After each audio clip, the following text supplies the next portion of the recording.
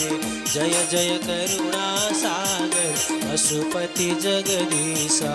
ओम हर हर हर महादेव। गिरि कैलाश निवास गण छन सहचारी बोले मुंडमाला छगलामा मुंडमाला छगलामा रूप छमयहारी। ओम हर हर हर महादेव। डमरु त्रिशूल सुशोभित प्रभु का दुई करमा बोले प्रभु का दुई करमा। भूषण नाग विराजित भूषण नाग विराजित मागंबर तनमा। ओम हर हर हर महादेव।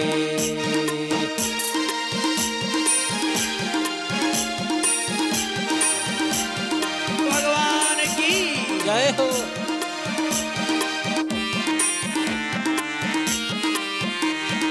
तीन नयन थरी थरी ज्योति दीप्य सदा बाबा ज्योति दीप्य सदा। वाहन वृषभ मनोहर वाहन वृषभ मनोहर संगमा छन गिरिजा। ओम हर हर हर महादेव। भस्म विलेपन सुंदर सीमा चंद्र कला बोले सीमा चंद्र कला।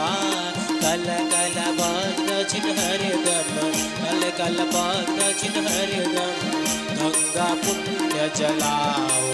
हर हर हर महादेव। ब्रह्मा विष्णु महेश्वर प्रभु का रूप सबई बोले प्रभु का रूप सबई।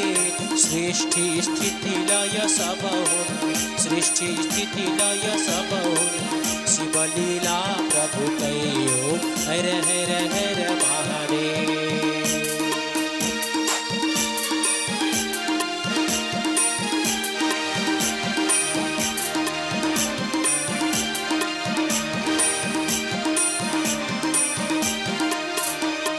वेद पुराण थकित छन प्रभु कई वर्णन मा बोले प्रभु कई वर्णन मा। कण कण व्यापक प्रभु को कण कण व्यापक प्रभु को महिमा त्रिभुवन माओ। हर हर हर महादेव। सुर नर मुनि सब प्रभु को निस दिन ध्यान करी बाबा निस दिन ध्यान करी। परमानंद मगन भई परमानंद मगन भई जान्छन पारत रे। ओम हर हर हर महादेव। सच्चिदानंद परात्पर सज्जन हितकारी बोले सज्जन हितकारी। जय जय सांब सदा शिव जय जय सांब सदा शिव जय जय त्रिपुरारी। ओम हर हर हर महादेव। ओम हर हर हर महादेव। ओम हर हर हर महादेव। कर्पूर गौरम करुणावतारम संसार सारम भुजगेन्द्रहारम सदा वसंतम हृदयारविन्दे भवं भवानी सहितं नमामि। त्वमेव माता च पिता त्वमेव त्वमेव बन्धु च सखा त्वमेव त्वमेव विद्या द्रविणं त्वमेव त्वमेव सर्वं मम देव देव त्वमेव सर्वं मम देव देव त्वमेव सर्वं मम देव देव। वर्ष प्राचीश्वरणी नंदिनी वंदने अभिनंदने श्री शिव महापुराण पुरुषोत्तमाय नमो नमः। श्री पुराण पुरुषोत्तमाय नमः। प्रातःकाल आराधिकं समर्पयामि श्री परमात्मने नमो नमः। नंदने वंदने अभिनंदने पुराण पुरुषोत्तमाय नमो नमः। तत्प्रसादः मंत्र पुष्पांजलिं हरिः ओम महाजग्नेन जग्निमयदन्तति धर्माणि प्रथमन्यासन्नः देहनाकमहिवाणः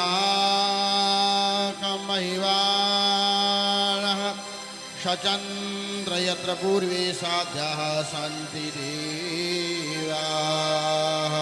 वन्दे देवोमापतिं शिरगुरुं वन्दे पशूनां पतिं वन्दे सूर्यशशाङ्कवल्लिनयनं वन्दे मुकुन्दप्रियं वन्दे भक्तजनाश्रयं सुव्रतं वन्दे शिवं शङ्करम् शशङ्खचक्रं सकिरीटकुण्डलं सपीतवस्त्रं शिरसारुहेक्षणं शारवक्षशलशूलिकौस्तुभं नमामि विश्वशीर्षाचतुर्भुजम् श्रीवन्दिका बकुलचम्पकपाटलाब्जै पुन्नागजाकरति दिवारं पुष्पै बिल्वप्रवाल तुलसी दलमञ्जरीभिस्तं पूजयामि जगदीश्वरमेशे प्रथितनानासुगन्धपुष्पाणि ऋतुकालभवानि च पुष्पाञ्जलिमया दत्तं गृहाण परमेश्वरं भर्वश प्रातस्मरणीयन्दनिमन्दिरभिनन्दिनी श्रीपुराणपुरुषोत्तमाय नमः मन्त्रपुष्पाञ्जलिं समर्पयामि श्रीपरमात्मने नमो नमः बालरविद्युतिमिन् क्षमप्रार्थनापूर्वकं बालरविद्युतिमिन्दुकिरीटां तुङ्गकुचां नयनत्रययोक्तां स्मिरमुख्यं वरदाकुशपाशां भीतिकरां प्रभजे भुवनेशं भीतिकरां प्रभजे भुवनेशं। बोलो भक्तवत्सल भगवान की जय। शंकर भगवान की जय। शिव महापुराण की जय। परम पूज्य देवी जी की परम पूज्य बाल व्यास जी की महाराज की संपूर्ण भक्तों की जय जय हो। संपूर्ण भक्तिवती माताओं की जय हो। भगवत चरणानुराग प्रिय भक्तजनों, शिव महापुराण, शिव मतलब कल्याण, जीवन के कल्याण के लिए शिव महापुराण सुनिए। इसलिए सभी भक्तों से नम्र निवेदन है, हमारे बीच हमारा सौभाग्य है ऐसे अंतर्राष्ट्रीय कथावाचिका, संपूर्ण शास्त्रों का ज्ञान रखने वाली और ऐसे अंतर्राष्ट्रीय हस्तरेखा विशेषज्ञ भी, अंतर्राष्ट्रीय कथावाचिका भी, धर्म संस्कृति संस्कार के लिए अपना जीवन ख्यापन करने वाली, हमेशा गरीब वंचित शोषित पीड़ित दलित जनजाति आदिवासी सभी का कल्याण करने वाली ऐसे परम पूजनीय परम वंदनीय देवी भवानी जी के मुखारविंद से हम थोड़ी देर में ही शिव महापुराण का कथा श्रवण करेंगे। आप सभी जो दूर दूर से पधारे हुए सभी भक्तगण को नम्र निवेदन है कि आप अपना अपना आसन ग्रहण करें और बिना हल्ला किए तन मन से कथा श्रवण करें। धन दूसरे किसी को दे देना कोई बात नहीं है, भले धन मत दीजिए लेकिन तन मन यहाँ दीजिए, जरूर दीजिए, जिससे आपका परिवार हम सभी का कल्याण होगा, सनातन धर्म के भी जय घोष की सिंहनाद होगी। आदरणीय पूज्य देवी भवानी जी, माइक को मैं प्रदान करता हूँ।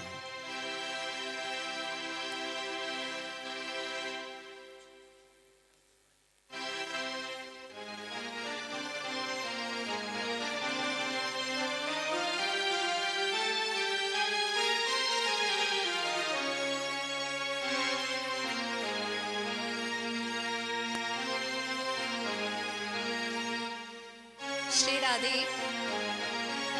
हरि बोल, हरि बोल, हरि बोल। जय जय श्री राधे।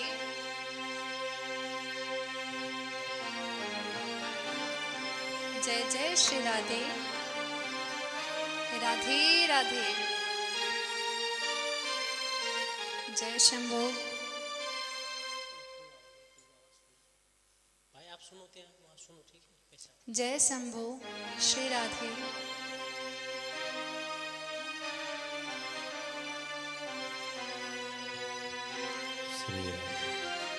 आइए हम सभी भक्त अपने अपने स्थान पर विराजमान होकर के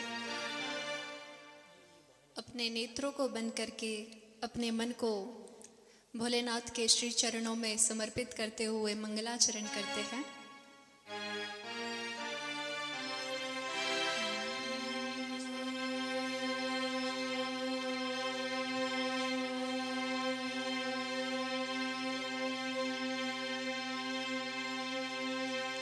श्री गणेशाय नमः। श्री सरस्वती नमः। श्री सद्गुरु चरण कमलेभ्यो नमः। वर्णानाम् अर्थसङ्घानां रसानां छन्दसामपि मङ्गलानां च कर्तारो वन्दे वाणिविनायको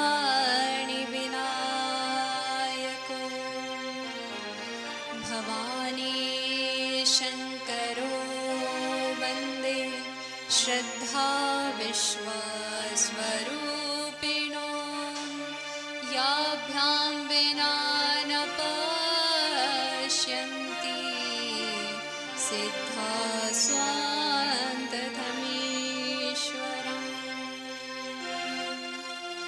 वन्दे देवोमापतिं सुरगुरुं वन्दे जगत्कारणं वन्दे पन्नकभूषणं मृगधरं वन्दे पशूनां पतिं वन्दे शूरशशाङ्कवन्दिनयनं वन्दे मुकुन्दप्रियं वन्दे भक्तजनाशयं च वरदं वन्दे शिवं शङ्करं वन्देऽहं श्रीगुरो श्रीयुगपदकमलं श्रीगुरुं वैष्णवांश श्रीरूपं साग्रजातं सहगणरघुनाथान्वितं तं सजीवं साद्वैतं सावधूतं परिजनसहितं श्रीकृष्णचैतन्यदेवां श्रीराधा कृष्णपादान् सहगणललिता श्रीविशाखान्विताञ्च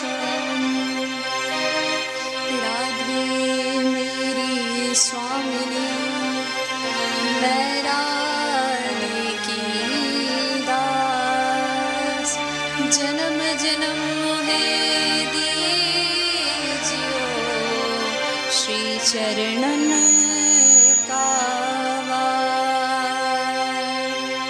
सब द्वारन को छाड़ के मैं आई तेरे द्वार अहो वृषभानु की लाडली निक सबकी और निहार। जय जय श्री राधे जय जय श्री राधे जय जय श्री राधे श्याम।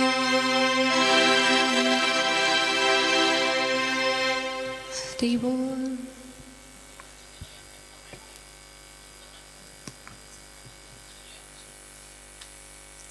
बोलिए श्याम सदा शिव की जय बोलिए आज के आनंद की जय बोलिए शिव महापुराण की जय जय बोलिए आयोजक कर्ता की जय जय बोलिए भक्तिमती माता की जय जय जय जय श्री राधे निताई गौर हरि बोल।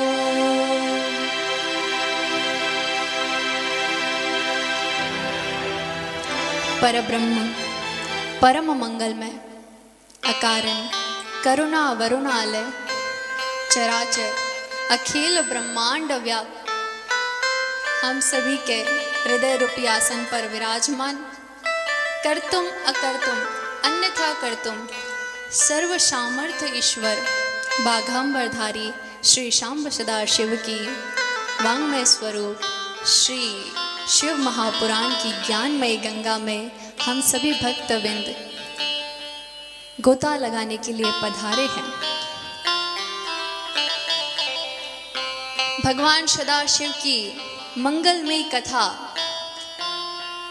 न केवल भक्ति ज्ञान और वैराग्य को बढ़ाती है, बल्कि भक्त के जीवन में एक मंगल और एक आनंदित और एक सद आचरण को भी लेकर के आती है। ऐसी भगवान की पावनी गंगा में हम सभी भक्तों को गोता लगाने का अवसर प्राप्त हो रहा है। हम सभी बड़भागी है, अहोभागी है कि इस कथा में हम सभी लोग एक मुष्ट एकाग्र और एक चित्त होकर के भगवान की कथा में गोता लगा रहे हैं। इसलिए सभी भक्त अपने अपने स्थान पर विराजमान हो जाए।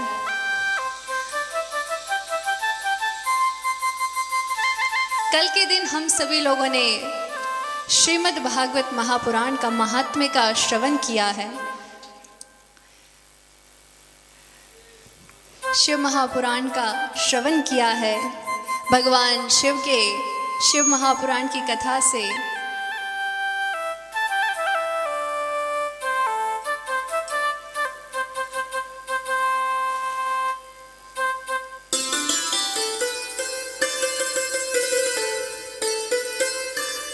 शिव महापुराण की कथा श्रवण करने से कैसे कैसे महापापी भी शिवलोक को प्राप्त हुए। ऐसी मंगलमयी कथा आज से प्रवाहित होने वाली है, जिसमें हम सभी लोग गोता भी लगाएंगे। तो गोता लगाने से पहले पूर्व अपने मन और वाणी को शुद्ध करना चाहिए। आइए हम सभी लोग भगवान शिव के नाम को स्मरण करते हैं, उनका गान करते हैं और अपने वाणी और मन चित्त को शुद्ध करते हैं। सभी भक्तजन मीठी मीठी थाली एवं मीठी मीठी मुस्कान के साथ। तेरा पल पल बीता जाए, मुख से जप ले नमः शिवाय। तेरा पल पल बीता जाए, मुख से जप ले नमः शिवाय। तेरा पल पल बीता जाए, मुख से जप ले नमः शिवाय। तेरा पल पल बीता जाए, मुख से जप ले नमः शिवाय। ओम नमः शिवाय, ओम नमः शिवाय। ओम नमः शिवाय, ओम नमः शिवाय। ओम नमः शिवाय, ओम नमः शिवाय। ओम नमः शिवाय, ओम नमः शिवाय। देखिए, देखते देखते संसरति इति संसार बोला गया है। संसार चलता ही रहता है, समय किसी के लिए नहीं रुकता। ये पल पल में आपको ये ध्यान होना चाहिए कि कब मृत्यु आ जाए, कब क्या हो जाए, किसी को कुछ पता नहीं है। इसलिए पल पल बीतते जा रहा है, लेकिन पल पल में भगवान का ध्यान होना चाहिए, उनका सुमिरन होना चाहिए, इसका सदुपयोग होना चाहिए। आइए सभी भक्तजन एक ही स्वर में जय हो।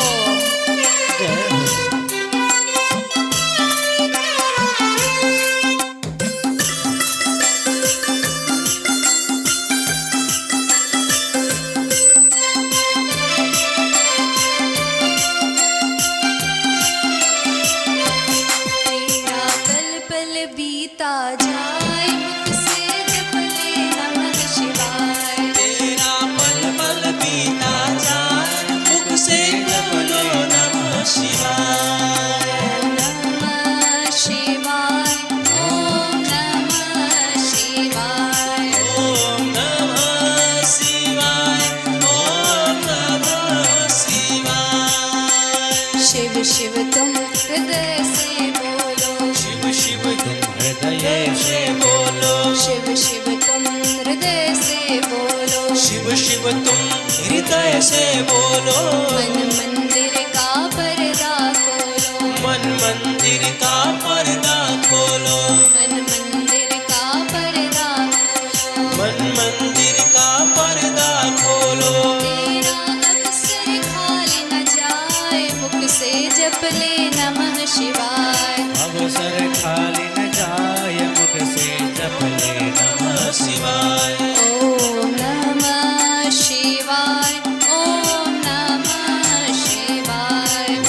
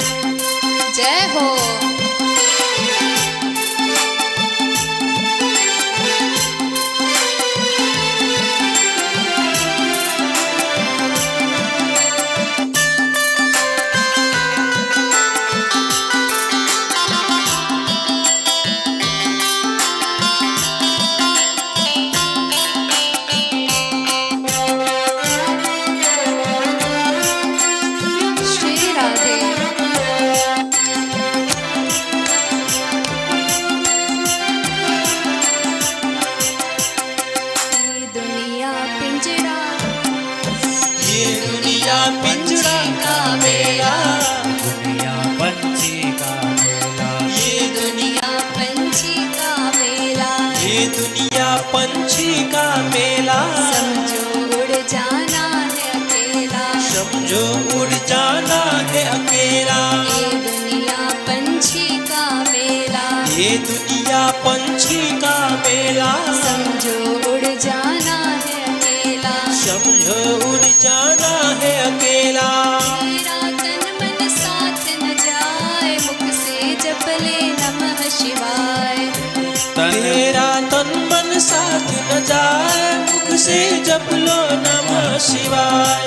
ओम नमः शिवाय, ओम नमः शिवाय, ओम नमः शिवाय, ओम नमः शिवाय, ओम नमः शिवाय, ओम नमः शिवाय, ओम नमः शिवाय, ओम नमः शिवाय। जय हो।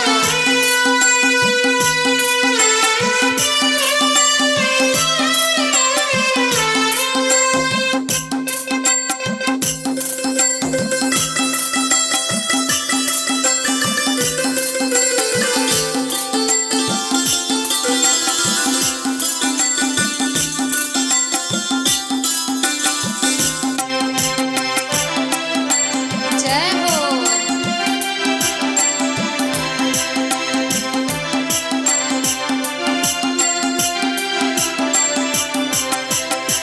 मुसाफिरी जब पूरी होगी, मुसाफिरी जब पूरी होगी, चलने की मजबूरी होगी, चलने की मजबूरी होगी, मुसाफिरी जब पूरी होगी। मुसाफिरी जब पूरी होगी। देखिए, ये हम सभी लोग एक यात्रा में हैं।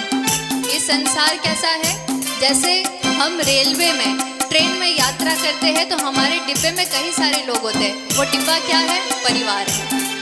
उसमें कई सारे लोग होते हैं, हम हंसते हैं, बातचीत करते हैं, सुख दुख की बातें करते हैं, बहुत अटैच भी हो जाते हैं। लेकिन जब हमारा स्टेशन आ जाए, हमें उतरना ही पड़ता है, चाहे हमारी इच्छा हो कि ना हो, लेकिन उतरना ही पड़ेगा। तो वैसे ही ये मुसाफिरी है, इसमें हम सबसे प्रेम करें, सबसे प्रेम से बात करें, सबका आदर करें, सम्मान करें, और जिस काम के लिए आए हैं उसको ना भूलें। हम यहाँ पर भगवत प्राप्ति के लिए आए हैं, तो उसका एक और एक साधन है भगवान का नाम। मुसाफिरी जब पूरी होगी, मुसाफिरी जब पूरी होगी, चलने की मजबूरी होगी, चलने की मजबूरी होगी।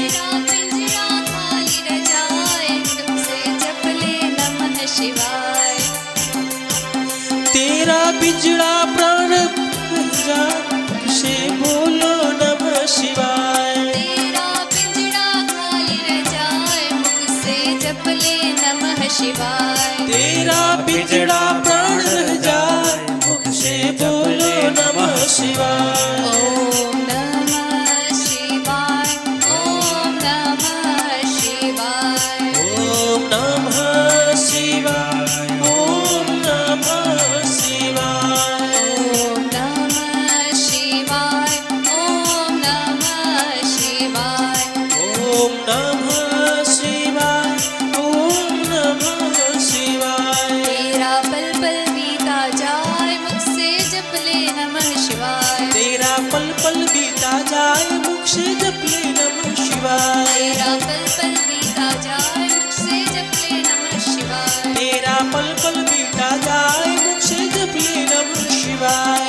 ओम नमः शिवाय, ओम नमः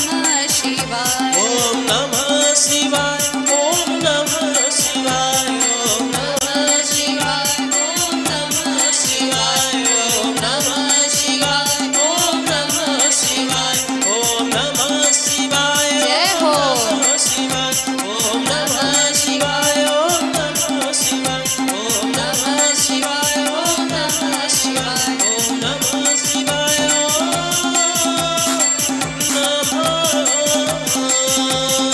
शिवाय। बोलिए शाम्ब सदा शिव की। जय जय बोलिए आज के आनंद की जय जय जय जय श्री राधे श्याम।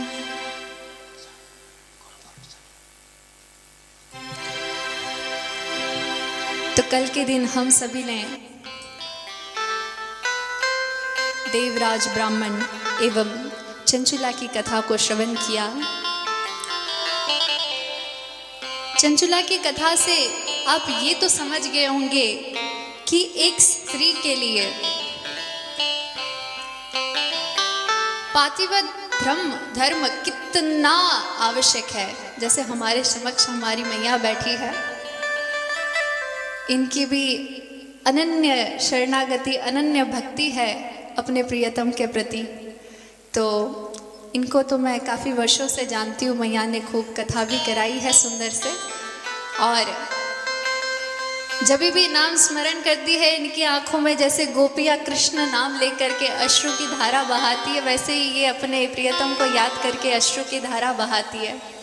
तो शास्त्र में तो यहाँ तक लिखा हुआ है, यहाँ तक कि महाराज के समय में भगवान श्री कृष्ण भी गोपियों को यही उद्देश्य देते हैं, यही उनको सिखाते हैं कि एक स्त्री के लिए यदि वो स्त्री भगवान की आराधना भी नहीं करती हो, लेकिन उसकी निष्ठा अपने पति के प्रति पूर्ण रूप से है, तो परमात्मा भी उसके समक्ष बच्चे बन करके आते हैं। माता अनुसुईया, हम सभी उनको जानते हैं।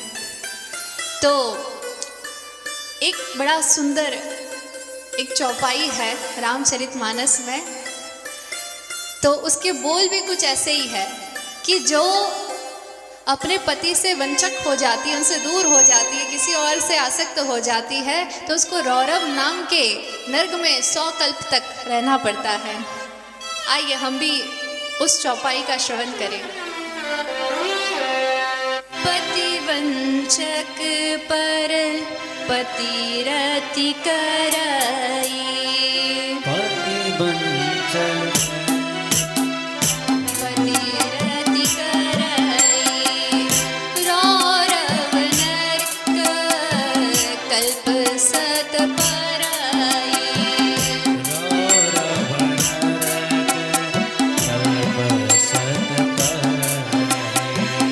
पति वंचक पर पतिरति कराई, पति वंचक पर रौरव नरक कल्प सत पराई। रौरव नरक कल्प सत पराई। जन सुख लागी जन्म सत कोटि, क्षण सुख लागे जन्म कोटि। दुख न समाजो तेहि सब कोटि, न समझो तेहि सब कोटि। पति वंचक पर पतिरति कराई, पति वंचक पर पतिरति कराई। पतिरति कराई। पतिरति कराई। जय हो।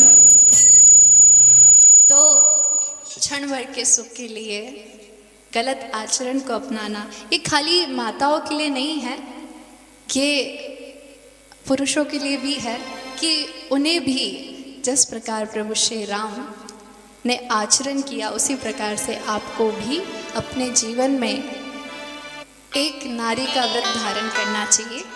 और आइए हम आगे प्रवेश करेंगे। महात्म्य कल के दिन हम लोगों ने श्रवण किया, आज के दिन हम कथा में प्रवेश करेंगे। कथा में प्रवेश करने से पहले मंगलाचरण किया जाता है। जिस प्रकार से हमने कथा प्रारंभ से पूर्व जो नित्य मंगलाचरण है वो किया, उसी प्रकार शिव महापुराण का भी मंगलाचरण है। आइए हम उसका श्रवण करेंगे। आद्यंत मंगलम जात समान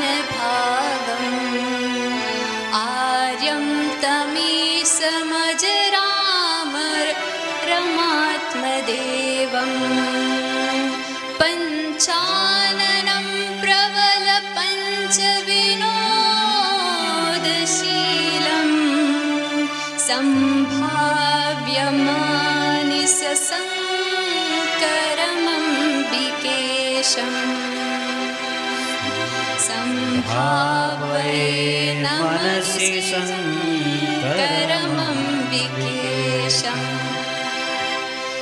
तो इसमें भगवान शंकर का, माता पार्वती का ध्यान किया गया है। देखिए, भगवान शिव का जो परिवार है ना, उसे सदगृहस्थ बताया गया है कि गृहस्थ जीवन को कैसा होना चाहिए। क्योंकि गृहस्थ जीवन में जैसे हम कहते हैं ना, बर्तन इकट्ठे हो तो आवाज करते हैं, लेकिन भोलेनाथ का गृहस्थ जीवन को देखिए, सब एक दूसरे से अनुकूल है क्या? नहीं, सभी के सभी प्रतिकूल है। कैसे? अब भगवान शिव के परिवार में मूषक है, तो वहीं पर भोलेनाथ के गले में सर्प भी है। अब सर्प चूहे को देखेगा तो छोड़ेगा नहीं। अब उनके गले में सर्प है तो कार्तिकेय जी का वाहन कौन है? मयूर। अब मयूर सर्प को देखेगा तो उसको नहीं छोड़ेगा। अब मयूर जी है और सर्प है, फिर भी कोई द्वंद्व नहीं है, कोई लड़ाई नहीं हो रही है। वहीं पर माता रानी का वाहन कौन है? शेर है, बाघ है। अब वो वहीं पर यदि हम देखें तो भोलेनाथ के वाहन कौन है? नंदी है। अब वृषभ को देख करके बाघ छोड़ दे, ये भी असंभव है, लेकिन सब संभव है भोलेनाथ के सानिध्य में। इसलिए घर पर भोलेनाथ की नित्य आराधना हो तो सब कुछ संभव है, सब कुछ अनुकूल है। कोई प्रतिकूल, जितने भी प्रतिकूल भी है ना, सारे के सारे अनुकूल में परिवर्तन हो जाएंगे। इसलिए अपने दिन की शुरुआत, प्रारंभ ही आप भगवान शिव की आराधना से करिए। और इस कलिकाल में तो सभी लोग डिप्रेशन में हैं। आई थिंक सो शायद ही कोई होंगे जो बिना नींद की गोली के सोते होंगे, और जो सो रहे वो बड़े भाग्यशाली है। क्यों मैं यहाँ सही कह रही हूँ ना? इसलिए भगवान शिव की आराधना से ही अपने दिन की प्रारंभ करिए, तो आपका ये जो तनाव है, आपके जीवन में जितना भी टेंशन है, वो सारे के सारे समाप्त हो जाएंगे। इसलिए दिन की शुरुआत भगवान शिव की आराधना से, उसके बाद फिर आप जो भी कार्य आपको करना हो आप करिए। दिन में नहीं कर सकते तो सांझ में, क्योंकि सायंकाल में भी भगवान शिव की आराधना अति उत्तम मानी गई है। और शाम के समय में तो पूरा परिवार इकट्ठा भी हो जाता है। चलो सुबह में तो सबको ट्रेन छूट जाएगी, पूरी सब अपने अपने स्पीड में होते हैं, तो लेकिन शाम को सब शांति पूर्वक, प्रेम पूर्वक एकजुट होकर के उनका गुणानुवाद किया जाए, उनके नाम संकीर्तन किया जाए, अभिषेक किया जाए, जैसे आपका भाव बने, पूजन किया जाए। तो इस प्रकार से यहाँ पर मंगलाचरण करते हुए अब कथा प्रारंभ होती है। अब कथा कहाँ हो रही है? तो प्रयाग में हो रही है। लिखा है, धर्म क्षेत्रे महाक्षेत्रे गंगा कालिंदी संगमे प्रयागे परमे पुण्ये ब्रह्मलोकस्य वर्तमने। लिखा हुआ है, जहाँ पर माता गंगा, माता कालिंदी, यमुना जी एक साथ निरंतर बह रही है, और जहाँ पर ब्रह्मलोक का मार्ग भी है, ऐसे पुण्य धाम, ऐसे पुण्य नगर प्रयाग में, प्रयागराज में। और प्रयागराज को तीर्थराज भी कहा गया है कि तीर्थों के राजा है प्रयागराज। ऐसे पुण्य क्षेत्र में ये कथा शिव महापुराण की गंगा बह रही है, जिसमें वक्ता है, कौन है वक्ता? कल क्या श्रवण किया था? वक्ता कौन है? सूत जी महाराज। और श्रोता कौन है? सौनक आदि 88,000 ऋषिगण। तो बड़ी सुंदर कथा बह रही है। अब यहाँ पर वो कहते हैं, सौनक जी कहते हैं, हे रोमहर्षण, आपके मुखारबिंद से जो कथा, एक एक शब्द, एक एक वाणी जो भी हम श्रवण कर रहे हैं, हमारे रोम रोम को रोमांचित कर रहे हैं। ये कब होता है? हमारे रोम रोम कब रोमांचित होते हैं? जब हम कथा में डूब जाते हैं। और वो डूबना भी एक कृपा है। जैसे हम कथा में बैठे तो है, लेकिन हमारा मन कथा में नहीं है, मन कहीं और है। कथा में भी कभी कभार कथा सुनते सुनते भी कब कोई वाणी, कोई शब्द ऐसे हम पकड़ लेते कि उसी के ऊपर चिंतन मनन करते करते करते बुद्धि कहीं और ही चली जाती है। फिर याद आए कि हाँ, हम तो कथा में बैठे हैं, चलो कथा में पुनः अपना मन लेकर के आते हैं। कोई बात नहीं, अभ्यास से ये भी ठीक हो जाएगा। तो यहाँ पर कहते हैं कि आपकी वाणी से हमारे रोम रोम रोमांचित हो रहे हैं। यहाँ पर सोनक ऋषि ने उनका नाम रोमहर्षण भी रख दिया और खूब प्रसन्न होकर के उनकी खूब प्रशंसा की। आगे बोले कि आप हमें कुछ और बताइए, अधिक कथा सुनाइए। तो यहाँ पर सूत जी महाराज कहते हैं कि इस कली काल में, इस कलयुग में, प्राप्ति कलयुगे घोरे नरा पुण्य विवर्जिता, किन सारे के सारे मनुष्य कैसे हो जाएंगे? पुण्य से विवर्जित हो जाएंगे, पुण्यहीन हो जाएंगे। अब पुण्यहीन कैसे होते हैं व्यक्ति? जैसे आजकल कई सारे रील्स ऐसे वायरल हो रहे हैं कि एकदम एक काला, एक कांच के गिलास में काला कॉफ़ी डाला जाता है, पूरा पानी काला काला हो गया। अब उसमें नल को चालू रख करके उस पानी को भरा जाता है, जब तक सारा का सारा गिर ना जाए और सारा का सारा गिर करके पूरा पानी पारदर्शी ना हो जाए। तो काला रंग जब तक ख़त्म नहीं होता तब तक उस नल को चालू रखा जाता है कि हमारे मन में बहुत तनाव है, डिप्रेशन है, एंग्जाइटीज़ है। तो इस एंग्जाइटीज़ को ख़त्म करने के लिए क्या चाहिए? प्रेम चाहिए, लोगों का ध्यान चाहिए, भजन चाहिए, आनंद चाहिए, है ना, अनुकूल वातावरण चाहिए, सेल्फ लव चाहिए, खुद से भी प्रेम करना चाहिए। तब जा कर के हम धीरे धीरे डिप्रेशन से बाहर आते हैं। तो सेम चीज़ कलयुग में क्या होगा? हमारे जितने भी शेष बचे हुए पुण्य हैं, पुण्य को तो हम एकदम ही मस्त खुशी खुशी सारे खर्च कर देंगे, लेकिन बदले में कोई भी पुण्य के काम नहीं करेंगे। तो क्या होगा? पाप बढ़ता जाएगा, बढ़ता जाएगा, बढ़ता जाएगा, इतना बढ़ जाएगा कि सारे के सारे पुण्यहीन हो जाएंगे। तो इसीलिए ये कथा की जाती है। ये कथा जो है एक आईना है, आपको दिखाया जा रहा है कि आप कहाँ हो अभी। क्योंकि लोग संसार में तो लोग कह देंगे आप महान हो, आप बहुत सुंदर हो, अरे आप जैसा धनवान कोई नहीं, आप जैसा सौंदर्य में रूपवान कोई नहीं, अरे आप जैसा बलवान कोई नहीं। कहने के लिए तो सब कह देंगे, लेकिन वास्तविकता क्या है वो या तो हम जानते हैं या तो प्रभु जानते हैं। वास्तविक में हमारे मन में क्या चलता है ये हम जानते हैं या श्री हरि जानते हैं, हर जानते हैं। इसीलिए ये कथा की जाती है कि आपके अंदर वो चीज़ हो कि हम कहाँ हैं अभी और हमें कहाँ तक पहुँचना है, अभी किस स्थिति में पहुँचना है। और वो स्थिति, जिस समय हम उस स्थिति में पहुँचेंगे तब जा कर के ये जीवन सफल होगा। ये जो 84 लाख योनि का जो चक्कर में हम भटकते रह रहे हैं, भटकते रह रहे हैं, अनेकों जन्मों से भटक रहे हैं, हमें तो ये भी नहीं पता कि कितने जन्म बीत गए। हम किसी के शोक में रहते हैं, हाय वो हमसे बिछड़ गया, या वो हमसे इतना रुष्ट तरीके से क्यों बात करता है, या हमारे सारे धन छीन गए। हम इस चीज़ों का गम मनाते हैं, लेकिन वास्तविक में गम अगर किसी चीज़ का होना चाहिए जीवन में तो वो ये होना चाहिए कि इतनी आयु बीत गई लेकिन अभी भी वो तड़प, वो भक्ति नहीं आई जीवन में।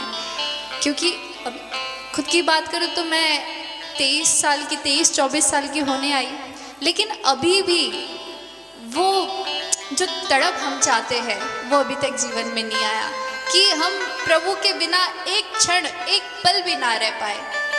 तो वो तड़प के लिए हमें प्रयास करना चाहिए। कैसे होगा वो प्रयास? नाम जप से होगा, पूजा से होगी, साधना से होगी, या लोगों की सेवा से होगी। इसी से तो वो प्रयास होगा और धीरे धीरे धीरे धीरे धीरे धीरे सिया राम में सब जगह जानी होगा। तब तक हमारे कई सारे दुश्मन भी हैं और जिस दिन सिया राममय होंगे तो सारे के सारे अपने ही होंगे, सारे के सारे प्रभुमय होंगे और किसी से ना द्वेष होगा, ना राग होगा, ना ईर्ष्या होगी। तो इसी प्रकार से यहाँ पर बताते हैं कि जो जितना झूठ बोलेगा कलयुग में वो उतना महान होगा। क्यों? मन में चाहे गाली दे रहे हो लेकिन सामने से बोलना चाहिए कि अरे आप महान हो। और किसी ने सामने से आप महान हो बोला, खूब तारीफ कर दी, तो हमें उसे बुलाने में भी बड़ा अच्छा लगता है। और किसी ने मुंह के सामने बोल दिया अरे आपके अंदर ये गलत आदत है, आप इसको थोड़ा सुधारिए, तो हमें बड़ा खराब लग जाएगा, फिर हम दोबारा उसको नहीं बुलाएंगे। तो ऐसे ही तुलसीदास जी महाराज ने भी लिखा हुआ है झूठ ही लेना झूठ ही देना, झूठ ही लेना झूठ ही देना, झूठ ही लेना झूठ ही देना, झूठ ही लेना झूठ ही देना, झूठ ही भोजन झूठ चबेना, झूठ ही भोजन झूठ चबेना। तो लिखा है झूठ ही लेंगे झूठ ही देंगे और झूठ ही भोजन खाएंगे और झूठ ही चबाएंगे। कहने का तात्पर्य ये है कि कलयुग में शुद्ध कुछ है ही नहीं, सब अशुद्ध है, सब झूठ है, सब माया से इतने ग्रसित हो गए हैं कि मायापति को ही भूलते जाएंगे और माया को ही पति समझ लेंगे। तो हमें प्रयास करना है कि हम उस श्रेणी में ना आए। आना तो तय है, क्यों? कलयुग का प्रभाव हम पर भी गिरेगा, सब पर गिरेगा, बराबर से गिरेगा, लेकिन उस बरसात से, माया रूपी बरसात से बचने के लिए कृष्ण नाम रूपी, शिव नाम रूपी छाता को ओढ़ना ही पड़ेगा। और उसको ओढ़ लिया तो इस माया से हम बचे रहेंगे। और कभी कभार तेज आंधी आ जाए तो शायद कुछ छींटे गिर भी जाए, लेकिन वो भी सूख जाएंगे नाम लेते लेते। तो इस प्रकार से जब बताया कि कलयुग में ऐसा ऐसा होगा, ऐसे ऐसे व्यक्ति होंगे, तो उनके कल्याण का मार्ग क्या है? तो सूत जी महाराज कहते हैं कि हे ऋषि मुनियों, जिस प्रकार से ये संशय आपके मन में आया है, ऐसे ही एक बार ऐसा ही संशय 6 कुल के ऋषियों के अंदर आया है। 6 कुल के ऋषिगण एकजुट होकर के विचार करने लगे कि श्रेष्ठ कौन है, महापुरुष कौन है, कौन ये जन्म मृत्यु के चक्र से परे है, हम सब किसके अधीन है, कौन हमें नचा रहे हैं। ये संशय उनके मन में आया। तो वो विचार कर रहे हैं, आपस में विवाद हो रहा है कि वो श्रेष्ठ है, नहीं नहीं वो श्रेष्ठ है। तो समझ में नहीं आया कि वास्तविक में श्रेष्ठ कौन है। तो सभी के सभी ब्रह्मा जी के पास गए और ब्रह्मा जी से 6 कुल के ऋषियों ने पूछा कि हे ब्रह्मदेव, आप हमें कृपा करके ये बताइए कि इस संसार में सबसे श्रेष्ठ कौन है, कौन सबसे पहले थे और कौन सबसे अंतिम में रहेंगे, किनके कारण ये पूरा जगत चल रहा है, आप हमें कृपा करके ये बताइए। तो यहाँ पर ब्रह्मा जी कहते हैं कि ये तो भगवान शंकर के द्वारा, भगवान शिव के द्वारा ही ये पूरा संपूर्ण ब्रह्मांड चल रहा है। और जब बताया कि भगवान शिव ही श्रेष्ठ है, तो बोले भगवान शिव को प्राप्त करने के लिए, उनको प्रसन्न करने के लिए क्या कोई ऐसा मार्ग है, साधन क्या है, साध्य क्या है, और साधक कौन है, साधक का अधिकारी कौन है, आप हमें ये बताइए। तो यहाँ पर बड़ा सुंदर भाव रखते हुए ब्रह्मा जी कहते हैं कि व्यक्ति का साध्य क्या होना चाहिए, व्यक्ति का साधन क्या होना चाहिए, और व्यक्ति का साधक बनने के लिए स्वभाव क्या होना चाहिए। तो लिखा है साध्यं शिवपदप्राप्ति साधनं तस्य सेवनं साधकस्तत्प्रसादाद्यो नित्यादिस्फलनिस्पृहा। लिखा हुआ है साध्यम शिव पद प्राप्ति के साध्यम मतलब साधना किस चीज की हो रही है, साध्य क्या है, तो बोले शिवलोक। क्या है? शिव की प्राप्ति, शिव पद की प्राप्ति। और उसका साधन क्या है? साधनम तस्य सेवनम, कि उनकी सेवा करना साधन है। अब एक बात बताइए, भगवान की सेवा से आपके दिमाग में, आपकी कल्पना में क्या आता है? भगवान की सेवा किसको कहते हैं? क्या भगवान के मंदिर में जाकर के साफ सफाई करना, उनके ऊपर जल अर्पित करना, दूध अर्पित करना, क्या खाली इतना ही है उनकी सेवा, कि इससे अन्य भी कुछ हो सकता है? बिल्कुल, उससे अन्य भी कुछ हो सकता है। और वो क्या है? वो ये है कि चराचर जगत भगवानमय है और हम भगवान को ही कष्ट देते हैं। कई सारे मनुष्य हैं जो मांसाहार करते हैं, कई सारे जीवों का हत्या कर देते हैं। अरे भोलेनाथ को तो पशुपति नाथ कहा गया है, जो पशुओं के भी नाथ है। हम उन बेजान पशुओं को, जो बोल भी नहीं सकते, ऐसे पशुओं को पीड़ा देते हैं, उनको आहार बना के खा जाते हैं। वो भी क्यों? कुछ देर के स्वाद के लिए। कुछ देर के स्वाद के लिए हम किसी के पैर काट के खाते हैं, तो किसी के हाथ काट के खाते हैं, कभी कुछ कर लेते हैं, कभी कुछ कर लेते हैं। यहाँ तक कि आजकल तो गौ माताओं को भी नहीं छोड़ा। हमारे शंकराचार्य लगे हुए हैं निरंतर कैसे गौ माता की रक्षा की जाए।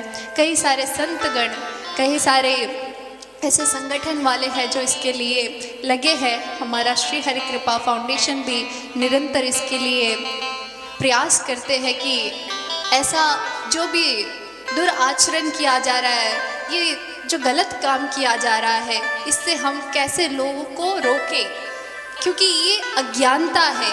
यही तो माया का पर्दा है कि जो ज्ञान नहीं दे रहा है कि भाई भगवान की सेवा।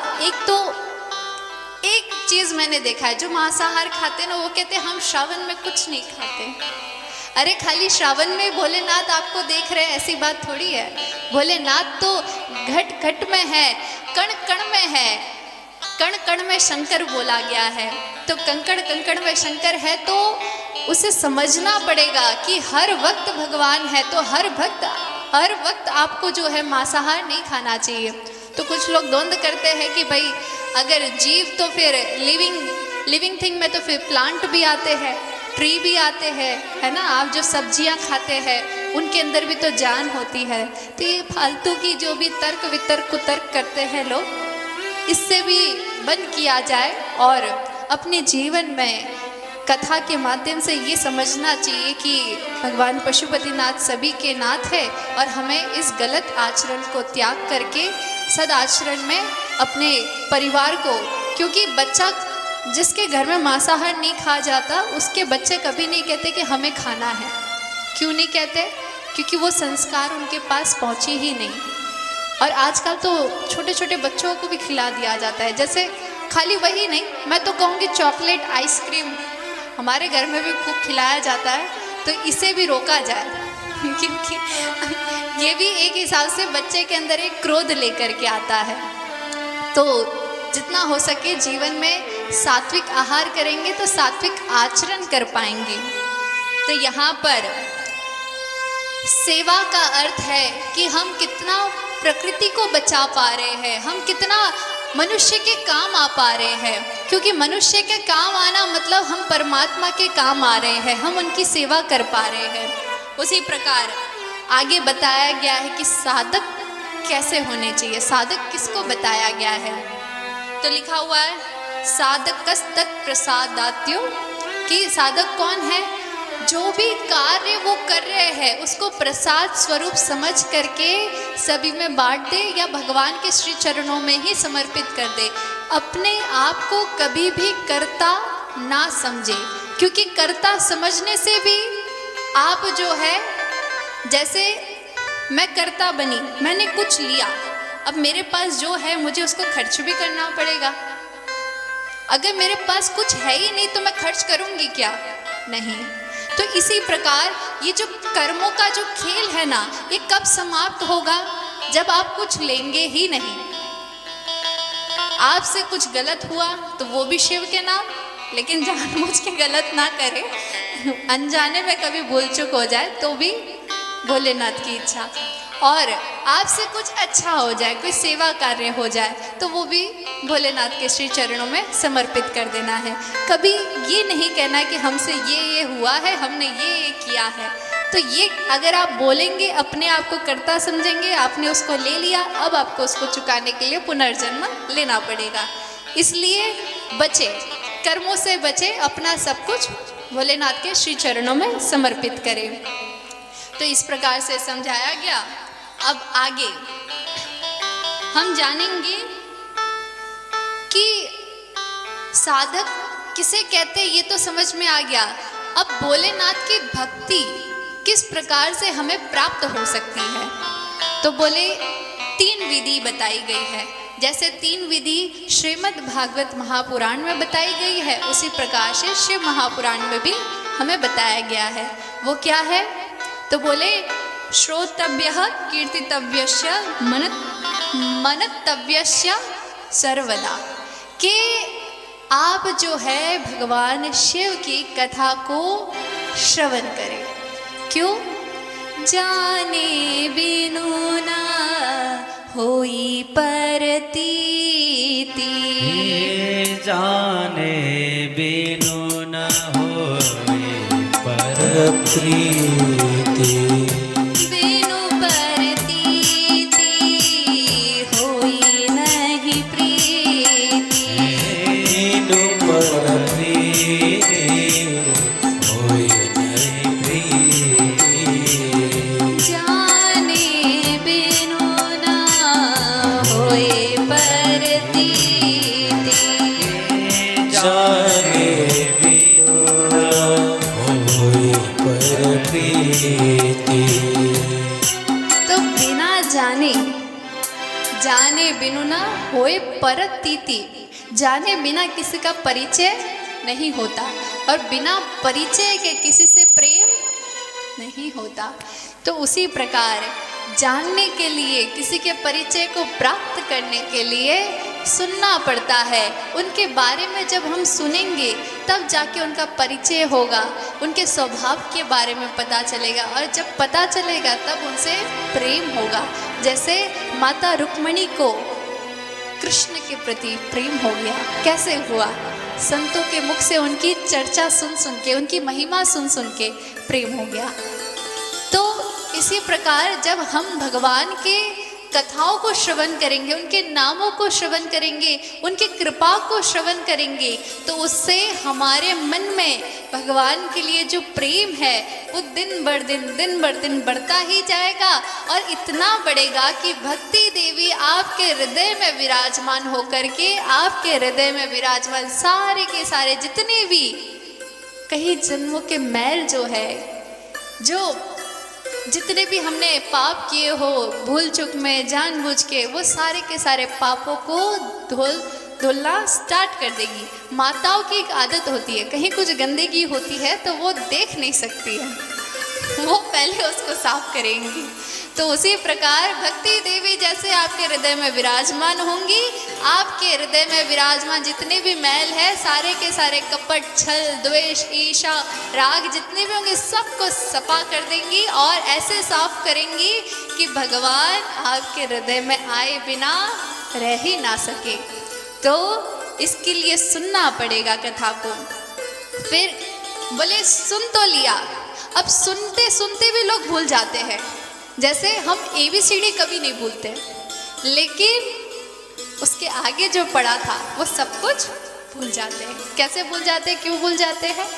क्योंकि हमने उसका कीर्तन नहीं किया। क्या नहीं किया? कीर्तन। उसका बार बार उच्चारण नहीं किया, उसको बार बार रिपीट नहीं किया, रिवाइज नहीं किया। जैसे मछली जल की रानी है, जीवन उसका पानी है, ये हमने कई बार बोला होगा जब हम छोटे थे। तो अनेकों बार बोलने के कारण से ये आज तक हमें याद है। लेकिन इसके आगे जो हमने 8th में पढ़ाई किया होगा, 7th में किया होगा, 4th में किया होगा, कुछ याद नहीं है। हाँ, कमलम विकसति। तो यहाँ पर कहने का तात्पर्य ये है कि बिना कीर्तन के हम जो कथा श्रवण कर रहे हैं ये भी भूल जाएंगे। इसलिए जीवन में कीर्तन भी बहुत आवश्यक है, सिर्फ श्रवण ही नहीं। तो आप लोग जो भी कथा श्रवण कर रहे हैं इसको आप भूल ना जाए, इसलिए आप अपने घर पर जा कर के इसका कीर्तन करिए, इसका गान करिए, ताकि ये रिपीट होता रहे और आपके चित्त में विराजमान होता रहे। और जब कीर्तन करने के लिए, कीर्तन में 2 जन की आवश्यकता होती है या अनेकों जन की आवश्यकता होती है। जब आप अकेले हो तब क्या किया जाए? तो बोले मनन किया जाए, चिंतन किया जाए। तो मनन करने के लिए मन ही मन उसको बार बार सोचना पड़ता है, रिपीट करना पड़ता है। तो आप बार बार उसके ऊपर चिंतन करिए, उसके ऊपर मनन करिए कि भगवान ने ऐसी लीला क्यों की। अच्छा, आज एक होमवर्क देती हूँ, प्रश्न आपको पूछूंगी। मुझे पता है अभी तुरंत तो जवाब नहीं मिलेगा मुझे, तो कल आप इसका उत्तर देना। तो प्रश्न ये है कि भगवान कृष्ण के यहाँ 90 लाख गाय थी, फिर भी उन्होंने माखन की चोरी क्यों की? पहला प्रश्न। दूसरा प्रश्न, भगवान बार बार इस धराधाम में ये मनुष्य शरीर धारण करके भक्तों से मिलने के साथ साथ कैसे जीवन जिया जाता है वो सिखाने के लिए आते हैं। वो हमारे लीडर है, वो हमारे हीरो है, तो जो वो करेंगे हम वो करेंगे। तो भगवान ने चीर हरण क्यों किया, ये भी विचार करके आइएगा। और तीसरा प्रश्न वो ये है कि भगवान ने कालिया नाग के सर पर तांडव क्यों किया। अब ये आप विचार करके आइएगा। अब इसका उत्तर हम कल के दिन देंगे आपको, और पहले हम आपसे पूछेंगे, ठीक है। और आज के दिन जो मनन है, श्रवण, कीर्तन और मनन, ये 3 विधि है भगवत प्राप्ति के, और ये 3 को छोड़ करके चौथा कोई भी मार्ग है ही नहीं। तो ये 3 चीज को आप अपने जीवन में इस प्रकार से उतार दीजिए, जिस प्रकार से आप नित्य भोजन करते हैं, नित्य स्नान करते हैं, नित्य श्रृंगार करते हैं, तो इसी को आप भोजन बना लीजिए, इसी को आप श्रृंगार बना लीजिए, और इसी को आप अपना स्नान शुद्धता को मना लीजिए। तो इस प्रकार से आप जीवन में भक्ति मार्ग पर आगे बढ़ पाएंगे। तो आगे बोले कि आपने बहुत सुंदर उत्तर दिया इसका, लेकिन प्रभु एक बात बताइए, जो बहरे हो, जो सुन नहीं सकते हो, तो वो भगवान की कथा को सुनेंगे कैसे? और जो गूंगे हो, जिनके पास बोलने के लिए मतलब कुछ है ही नहीं, वो बोल ही नहीं पाते हो, तो गूंगा व्यक्ति कैसे करके भगवान का कीर्तन करे? सेवा करने के लिए मानो लूड़ा लंगड़ा हो, तब क्या करे? तो उनका कल्याण कैसे होगा? तो यहाँ पर आप देख सकते हैं कि संत हम सभी के लिए कितना विचार करते हैं कि भाई ऐसे ऐसे व्यक्ति का भी कैसे कल्याण हो, या जो व्यक्ति जीवन में उसके पास फुर्सत ही ना हो भगवान की कथा श्रवण करने का, उसका कल्याण कैसे हो। तो यहाँ पर आगे बताते हैं कि भगवान शिव का निराकार स्वरूप शिवलिंग की पूजा करें, और भगवान शिव के शिवलिंग के पूजन से व्यक्ति यदि श्रवण भी नहीं कर पा रहा है, कीर्तन भी नहीं कर पा रहा है, चिंतन मनन भी नहीं कर पा रहा है, तो भी उसके ऊपर कल्याण अवश्य ही होगा। तो इस प्रकार से जब शिवलिंग के विषय में बताया तो प्रश्न उठा कि भगवान शिव का ये अद्भुत स्वरूप कैसे प्रकट हुआ, इसके पीछे का कारण क्या है। तो यहाँ पर बताते हैं कि ये उस समय की बात है, ये जो कथा है अब यहाँ पर चेंज होता है। अब यहाँ पर 4 कुमार को नंदकेश्वर भगवान नंदी ये प्रसंग सुना रहे हैं, ये कथा सुना रहे हैं कि एक बार की बात है जब ब्रह्मा जी नए उनका प्रादुर्भाव हुआ था भगवान श्रीमन नारायण के दिव्य नाभि कमल से। तो ब्रह्मा जी उठे, ब्रह्मा जी ने सृष्टि का संचार किया, सृष्टि की रचना की और रचना के पश्चात एक दिन वो ऐसे ही भ्रमण के लिए निकले। अब जब वो निकले तो उन्होंने देखा कि क्षीर सागर में एक महापुरुष दिव्य स्वरूप के साथ नागों की सैया में शयन कर रहे हैं। देख करके बड़ा आश्चर्य हुआ। सोचा कि चलो थोड़ा और उनके समीप जाते हैं और थोड़ा उनके पास जाते हैं। तो यहाँ पर ब्रह्मा जी और पास गए।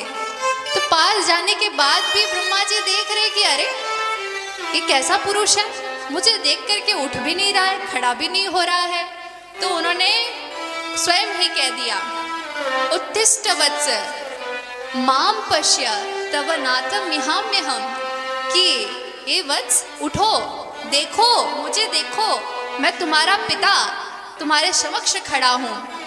तुम मुझे देखकर भी ऐसे सोए हो, तुम्हें थोड़ी भी लज्जा नहीं आती है, उठो। इस प्रकार से जब ब्रह्मा जी ने कहा तो भगवान नारायण ने कहा, स्वस्ति ते स्वागतम वत्सः, पुत्र तुम्हारा स्वागत है, तुम कैसे आए और तुम्हें लज्जा नहीं आ रही है कि तुम मुझे अपना पिता बता रहे हो। तो ब्रह्मा जी बोले कि मुझे कैसे लज्जा, ये चराचर जगत की रचना मैंने की है, मैंने ये सृष्टि का निर्माण किया है, मैं ही करता हूँ। तो मैं ही करता हूँ तो मैंने तुम्हें बनाया है, तो तुम्हारा पिता मैं हुआ। तो भगवान नारायण कहते हैं कि तुम्हें तो मैंने अपने नाभि कमल से तुम्हें प्रकट किया है, तुम्हें ये पता नहीं है कि तुम्हारा प्रादुर्भाव एक कमल से हुआ है और वो कमल मेरे नाभि से निकला है, इसलिए तुम्हारा पिता मैं हूँ, तुम मेरे पिता नहीं हो। तुम्हें ये माया ने अपने आकर्षण में ले लिया है, तुम्हें घेर लिया है, इसलिए तुम माया के वश अंधे होकर के तुम ये चीज़ कह रहे हो। तो ब्रह्मा जी को बड़ा क्रोध आया। ब्रह्मा जी बोले, आप झूठ बोल रहे हो, अगर ये बात सच है तो आइए दो दो हाथ करते हैं, जो जीता वो उसका पिता। बोलो राधे राधे। तो यहाँ पर ये जो कथा है, इस कथा से आप ये मत सीखिएगा कि जब भगवान के बीच में लड़ाई हो जाती है, हम तो मनुष्य हैं, हम तो लड़ेंगे ही, ठीक है, ये मत सोचिएगा। यहाँ पर लीला हो रही है। ये लीला क्यों हो रही है? हम पर कल्याण हो, इसलिए ये लीला की जा रही है। क्योंकि अगर दोनों के बीच में द्वंद्व होगा तभी तो भगवान शिव अपना ये अद्भुत स्वरूप प्रकट करेंगे और हम सभी पर कल्याण करेंगे। तो आगे दोनों के बीच में भीषण युद्ध होता है और ऐसा भयानक युद्ध होता है कि सारे के सारे चराचर जगत भयभीत हो जाता है, कंपित हो जाता है। और वहीं पर सारे के सारे देवता लोग भगवान शिव के पास जाते हैं और भगवान शिव के पास जा कर के उनसे आग्रह करते हैं कि हे भोलेनाथ, हम आपके श्री चरणों में आए हैं, आप हमारा कल्याण करिए, हमें बचा लीजिए। भगवान नारायण और ब्रह्मा के बीच में भीषण युद्ध हो रहा है और इसके बीच में कहीं ये पूरा का पूरा चराचर जगत नष्ट ना हो जाए, इसलिए आप कृपा करें। देखिए, दो पहलवानों के बीच में जब लड़ाई हो ना, तो मेरे जैसे सिंगल हड्डी वाले व्यक्ति को बीच में नहीं पड़ना चाहिए। पड़ेंगे तो क्या होगा, एक हाथ से ही साइड कर दिया जाएगा। तो इसीलिए यहाँ पर कोई भी देवता बीच में गए नहीं, सीधा किसके पास गए? उन पहलवानों से भी महाबलवान जो है। तो यहाँ पर भगवान शंकर के पास जाते हैं, भगवान शिव के पास जाते हैं, उनसे आग्रह करते हैं, आइए एक सुंदर सा भजन हम भी लेते हैं। कैलाश के निवासी भोलेनाथ के विषय में एक बड़ा सुंदर भाव, हम सभी भक्त भी मीठी मीठी तालियों के साथ, मीठी मीठी मुस्कान के साथ अपने नेत्रों को बंद करके कैलाश का स्मरण करते हुए भोलेनाथ का ध्यान लगाते हैं। आइए, बोलिए शिव शंकर भगवान की जय हो।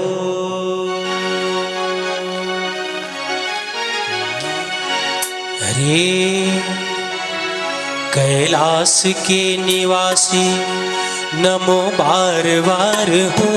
जय हो। नमो बार बार हो। आयो शरण तिहारी भोले तार तार तो, आयो शरण तिहारी भोले तार तार तो।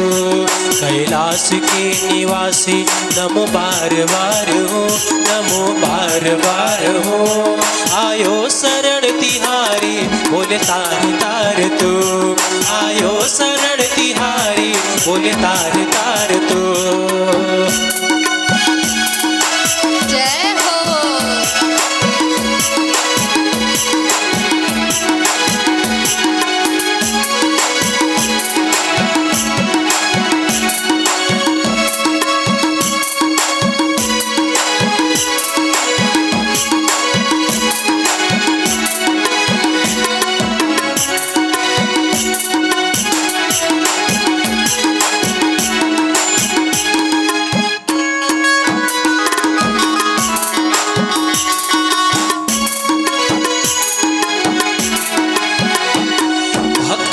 कभी शिव तूने निराश ना किया, भक्तों को शिव निराश ना किया।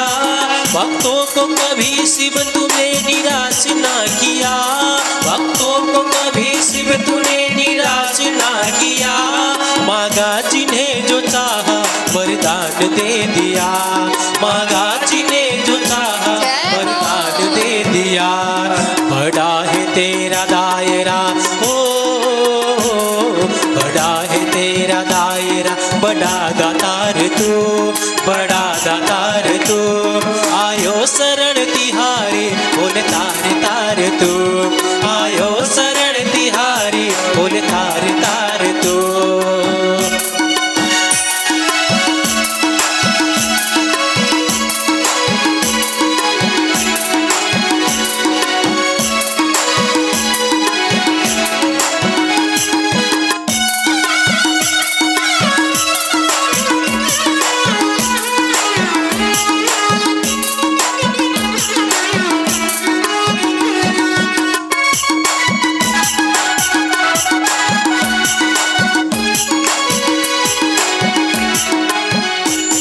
बखान क्या करूं मेरा घो की ढेर का, बखान क्या करूं मेरा घो की ढेर का।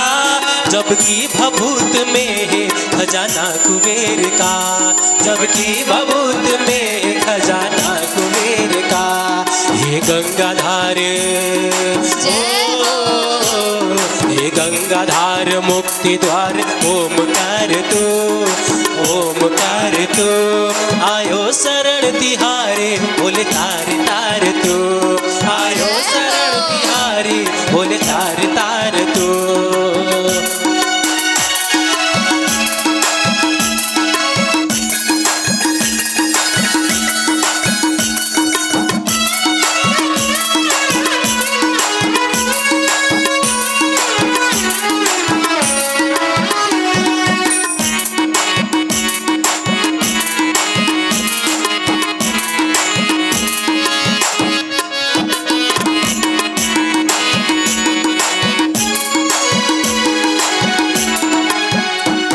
क्या क्या नहीं दिया है हम क्या प्रमाण दे, क्या क्या नहीं दिया है हम क्या प्रमाण दे। बसे गए त्रिलोक शंभु तेरे दान से, बसे गए त्रिलोक शंभु तेरे दान से। जहर पिया जीवन दिया ओ, जहर पिया जीवन दिया। कितना दातार तू, कितना दातार तू। आयो शरण तिहारी भोले तार तार तू, आयो शरण तिहारी भोले तार तार तू।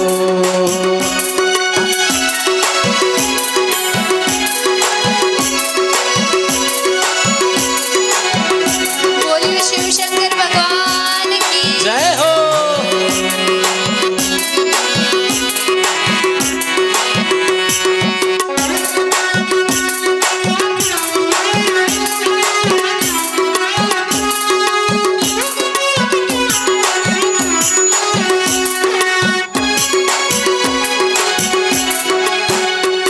तेरी कृपा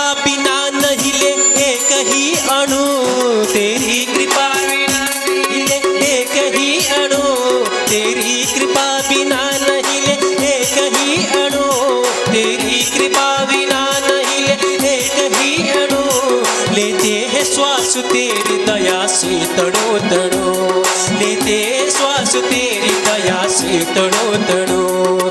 कहे दास एक बार हो, कहे दास एक बार मुझको निहार तू, मुझको निहार तू। आयो शरण तिहारी बोले तार तार तू, आयो शरण तिहारी बोले तार तार तू।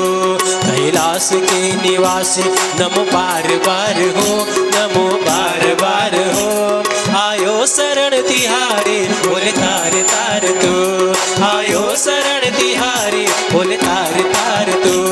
आयो शरण तिहारी बोले तार तार तू, आयो शरण तिहारी बोले तार तार तू। बोलिए शिव शंकर भगवान की जय जय। तो यहाँ पर सभी देवताओं ने भगवान की स्तुति का गान किया। उन्हें कहा कि त्राहि माम प्रभु त्राहि माम, आप हमें बचा लीजिए, आप हमारी रक्षा करें, नहीं तो सब कुछ नष्ट हो जाएगा, सब कुछ नष्ट हो जाएगा। तो यहाँ पर भगवान शिव ने पूछा कि क्या हुआ? तो बोले भगवान नारायण और ब्रह्मा जी के बीच में युद्ध हो गया है और इस युद्ध को आप ही समाप्त कर सकते हैं, हमारे पास इतनी सामर्थ्य नहीं है। तो यहाँ पर भोलेनाथ कैलाश से आगे बढ़े हैं, सारे के सारे गणों के साथ, सारे के सारे गण डमरू बजा रहे हैं, गंधर्व गान कर रहे हैं, अप्सराएं पुष्प की वृष्टि कर रही है। सारे के सारे देवता प्रसन्न चित्त होकर के भगवान को निहार रहे हैं। ऐसा अद्भुत स्वरूप का वर्णन किया गया है। आगे भगवान शिव उसी समय, जिस समय में भगवान नारायण ने माहेश्वर अस्त्र का प्रहार ब्रह्मा जी पे किया और ब्रह्मा जी ने पाशुपत अस्त्र का प्रहार भगवान नारायण पर कर दिया। अब दोनों ही अस्त्र इतने भयंकर थे कि उसके परिणाम स्वरूप संपूर्ण सृष्टि का नाश होना था। तो दोनों ही अस्त्र जब फेंके गए, तुरंत उसी समय पर भगवान सदाशिव एक ज्योतिर्लिंग के रूप में प्रकट हो गए। और ऐसा दिव्य ज्योतिर्लिंग जिसकी लंबाई कितनी होगी, जिसका अंत कितना होगा, वो कोई अंदाजा भी नहीं लगा सकता। ऐसा दिव्य स्वरूप भगवान शिव का जब देखा तो यहाँ पर दोनों ही सूरवीर भगवान नारायण और ब्रह्मा जी चकित हो गए और दोनों के दोनों शांत हो गए और विचार करने लगे। हम तो यहाँ पर एक दूसरे को श्रेष्ठ समझ रहे थे, हमसे भी श्रेष्ठ कोई है, तो ये कौन है, इनका पता लगाया जाए। तो बोले कि एक काम करते हैं, ब्रह्मा जी आप जो है इसकी ऊंचाई कितनी है आप वो देख कर के आइए और इसकी जड़ कहाँ तक है वो मैं देख कर के आता हूँ। तो ब्रह्मा जी हंस का रूप धारण करके ऊपर जाते हैं और भगवान नारायण शुकर का रूप धारण करके धरती के नीचे जाते हैं और दोनों ही इसका और छोर पता करने के लिए लगे हैं। अनेकों वर्ष हो गए, कितने ही युग बीतने आए, लेकिन उसका अंत भी ना पता चला, ना उसका छोर पता चला। अब यहाँ पर दोनों ही निराश हो गए। निराश होकर के दोनों ही लौट करके जब आ रहे थे तो ब्रह्मा जी को एक केतकी का पुष्प दिखा। और वो पुष्प कहाँ से गिरा है?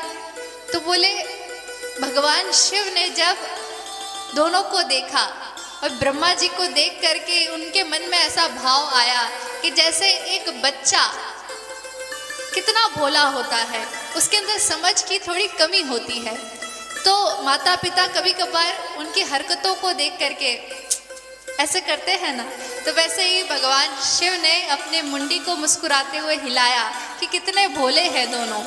तो जैसे उन्होंने मुंडी को हिलाया कि भगवान शिव के सर में जो लगा हुआ केतकी का पुष्प था वो नीचे गिरा और वो केतकी का पुष्प भी अनेकों कालों से वो नीचे गिर रहा है और गिरते गिरते उसको वो केतकी का पुष्प ब्रह्मा जी को मिल गया।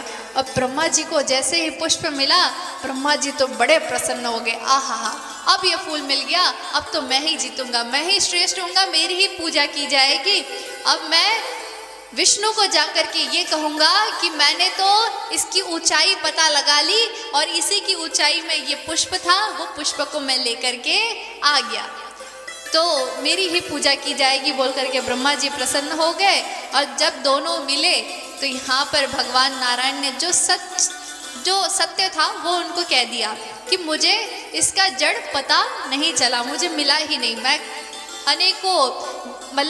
अनेकों कालों से इसके नीचे जा रहा हूँ, लेकिन अभी तक मुझे इसका छोर नहीं पता चला। तो ब्रह्मा जी बोले, देखा तभी तो मैंने कहा था तुम मेरे पुत्र हो, मैं तुम्हारा पिता हूँ, इसलिए मैं श्रेष्ठ हूँ, देखो मुझे ये पुष्प मिल गया। तब यहाँ पर भगवान नारायण बोले, आपने बिल्कुल सही कहा, आप श्रेष्ठ हैं, आप महान हैं, आइए अब मैं आपकी पूजा करता हूँ। तो जैसे ही भगवान नारायण पूजा के लिए तैयारी कर रहे थे कि उतने में ही भगवान सदाशिव प्रकट हो गए और भगवान सदाशिव ऐसे दिव्य स्वरूप में प्रकट हुए कि दोनों के दोनों देख करके चकित हो रहे हैं। बोलिए शिव शंकर भगवान की जय हो। तो भगवान सदाशिव के उस स्वरूप को देख करके दोनों ही आश्चर्यचकित होकर के प्रणाम करते हुए वहाँ पर चकित हो गए। तो भगवान शिव ने सबसे पहले भगवान नारायण से बात की है कि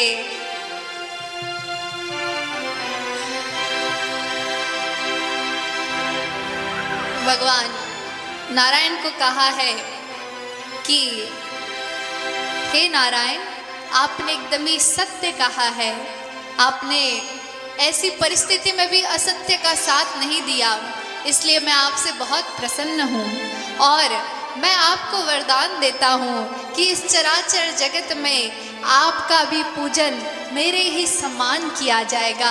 आप में और मुझ में यदि कोई भेद रखेंगे तो उनका कभी भी कल्याण नहीं होने वाला है, उनको कभी भी भक्ति की प्राप्ति नहीं होने वाली है, इसलिए आपसे मैं बहुत प्रसन्न हूँ।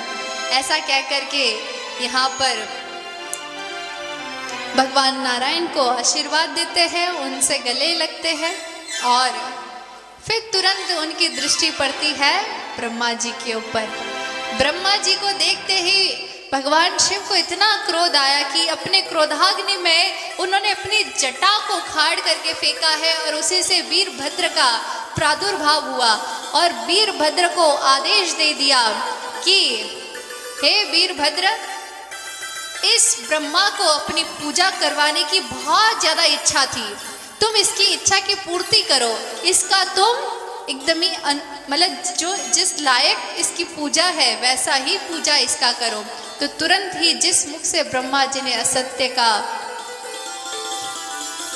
का वचन बोला था, उसी मुख को यहाँ पर वीरभद्र ने काट करके फेंक दिया और जैसे ही पूरा का पूरा उनका वध करने वाले थे, भगवान नारायण ने अनन्य स्तुति गाई है और उनसे क्षमा याचना की है ब्रह्मा जी के तरफ से और यहाँ पर भगवान शिव को शांत किया है कि आप इनको क्षमा कर दीजिए, अब ये कभी भी असत्य नहीं बोलेंगे।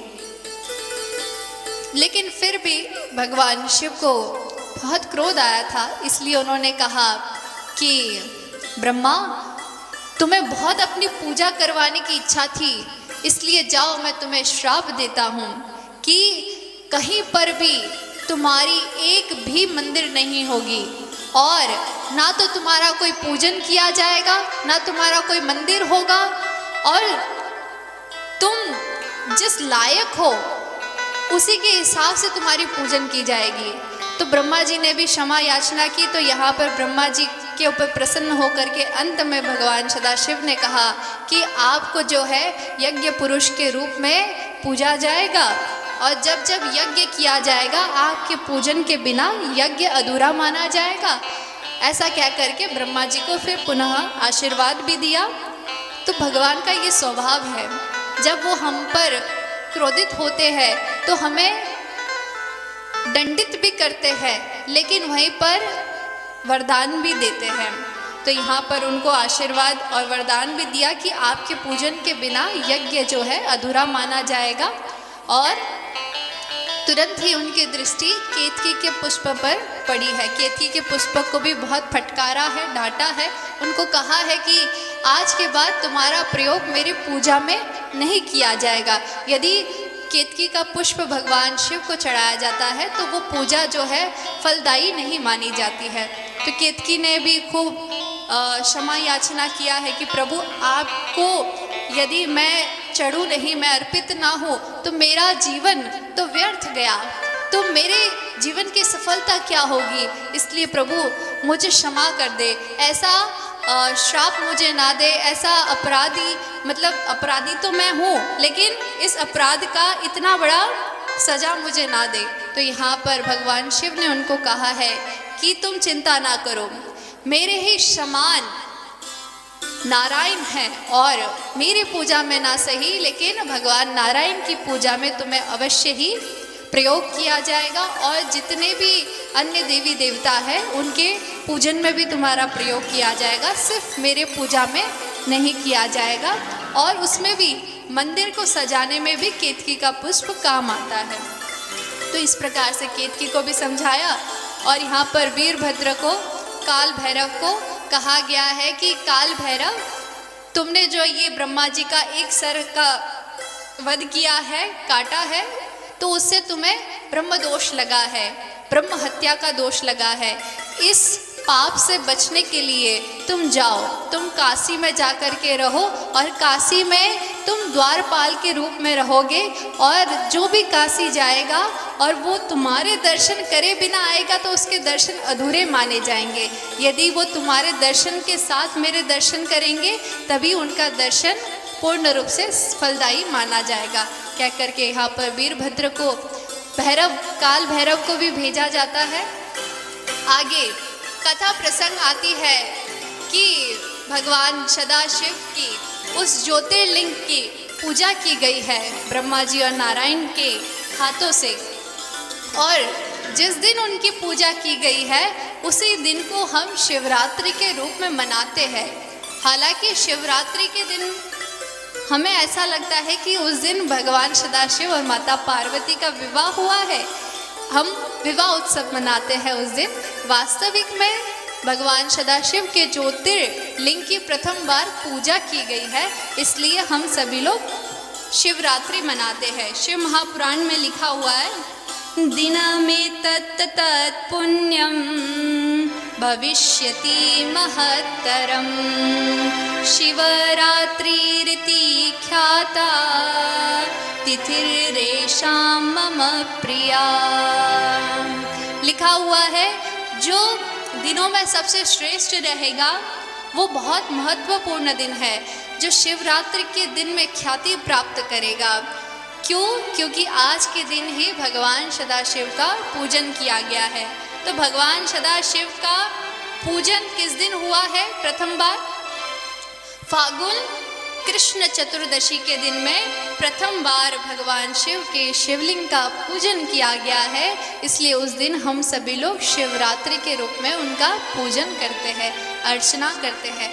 हालांकि शिवरात्रि हर महीने आता है त्रयोदशी के दिन में, लेकिन चतुर्दशी जो फाल्गुन कृष्ण पक्ष का चतुर्दशी है उस दिन विशेष रूप से शिवरात्रि हम मनाते हैं, महाशिवरात्रि हम लोग मनाते हैं।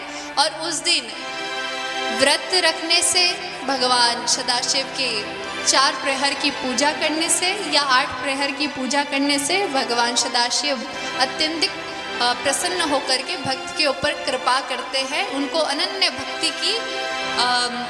भक्ति प्रदान करते हैं। और जिस दिन भगवान शिव ज्योतिर्लिंगम में प्रकट हुए थे, ज्योति स्तंभ के रूप में प्रकट हुए थे, वो कौन सा दिन था? तो बताया गया है कि माघशिर महीने के आद्रा नक्षत्र के दिन में भगवान सदाशिव लिंग स्तंभ के रूप में प्रकट हुए थे। और उस दिन जो भी भगवान शिव के शिवलिंग का पूजन करता है वो भगवान शिव के कार्तिकेय के समान प्रिय माना जाएगा, क्योंकि भगवान शिव ये स्वयं कहते हैं कि जो भी इस दिन मेरी पूजन या अर्चना करेगा वो मुझे मेरे पुत्र कार्तिकेय के समान ही प्रिय रहेगा। तो इसलिए ये 2 दिन विशेष करके भगवान शिव की पूजन आराधना की जाती है, आप भी अवश्य ही करिएगा।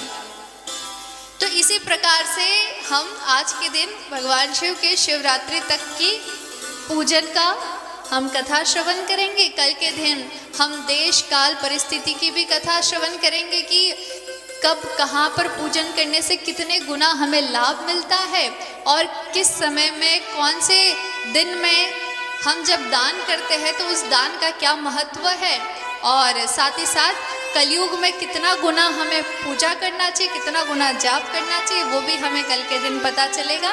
आज के दिन के लिए इतना ही। कल के दिन का सस्पेंस बनाए रखिएगा और कल के दिन यही टाइम पर पुनः आप आइएगा। तो आइए, अभी श्रावण का महीना चल रहा है, भोलेनाथ हम पर अहो कृपा कर रहे हैं, तो एक बड़ा सुंदर सा भजन हम गाएंगे और उसके बाद अपनी वाणी को यहीं पर विराम करेंगे। हम कथा श्रवण के लिए आए हैं, एक उद्देश्य है। उसका उद्देश्य क्या है कि भगवान शिव की प्राप्ति हो, है ना। आइए सभी भक्तजन मीठी मीठी तालियों के साथ। भोले तेरे चरणों की, भोले तेरे चरणों की,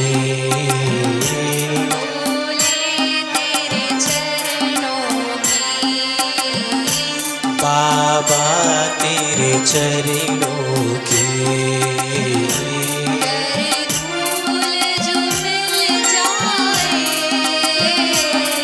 घर धूल जो मिल जाए, सच कहती हूँ मेरी, सच कहती हूँ मेरी,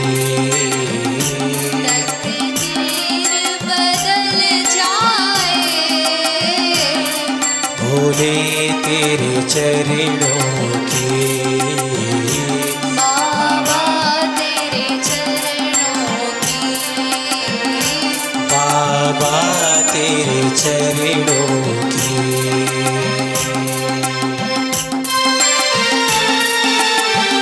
जय हो। जय हो।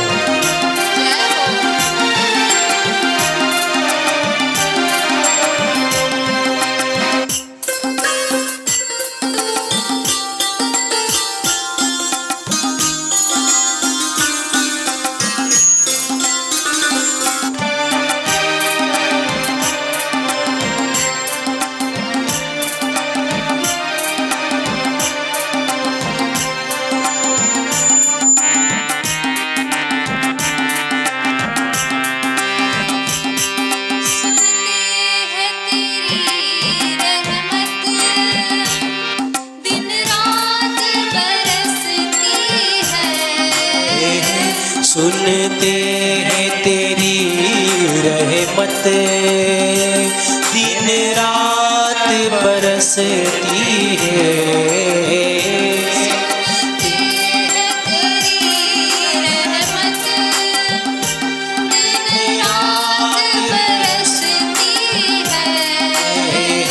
सुनते हैं तेरी रहमत, दिन रात बरसती है,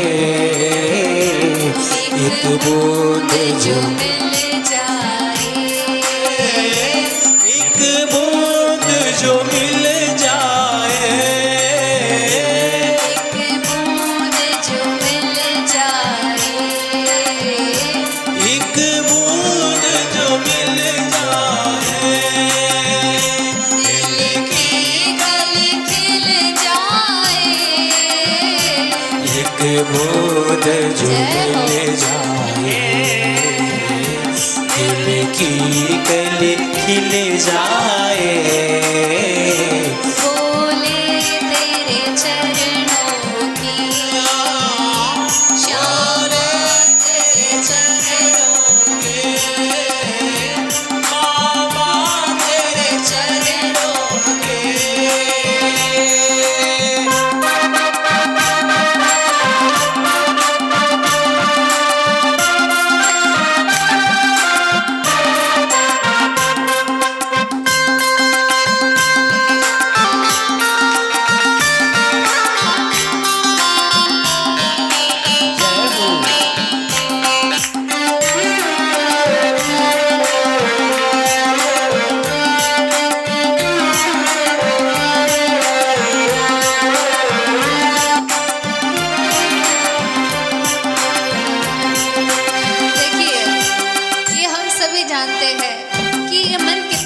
चंचल है। ये मन इतना चंचल है कि भगवत गीता में भी लिखा हुआ है, जब अर्जुन कहते हैं चंचलम हे मन कृष्ण प्रमाथि बलवत् दृढ़म तस्याहं निग्रहं मन्ये वायोरिव सुदुष्करम, कि ये मन इतना चंचल है कृष्ण कि इसका जो वेग है वो वायु से भी तेज है। ये कब कहाँ पहुँच जाए, कितने किलोमीटर दूर पहुँच जाए, किसी को पता ही नहीं चलता है। इसको अपने काबू में करना बड़ा कठिन है। तो यहाँ पे साधक भी वही कहते हैं कि मन बड़ा चंचल है, कैसे तेरा भजन करूं। ये मन बड़ा चंचल है, कैसे तेरा भजन करूं।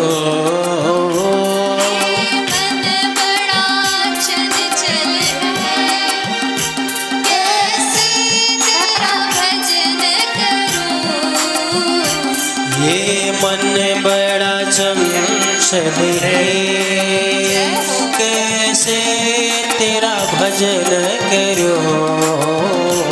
जितना इसे समझाओ, जितना इसे समझाओ, उतना ही बचल जाए। जितना इसे समझाओ, उतना ही बचलता है। बोले तेरे चरणों की,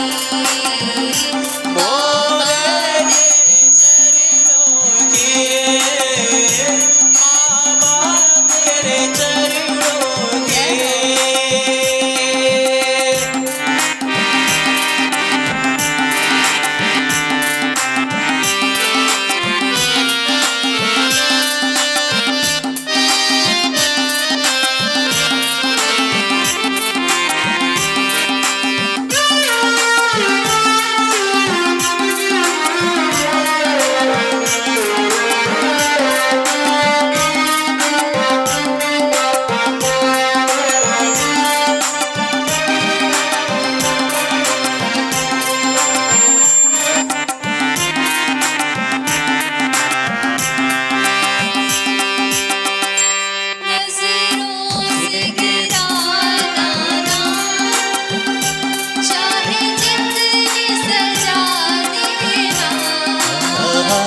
नजरों से गिराना ना, चाहे जितनी सजा देना।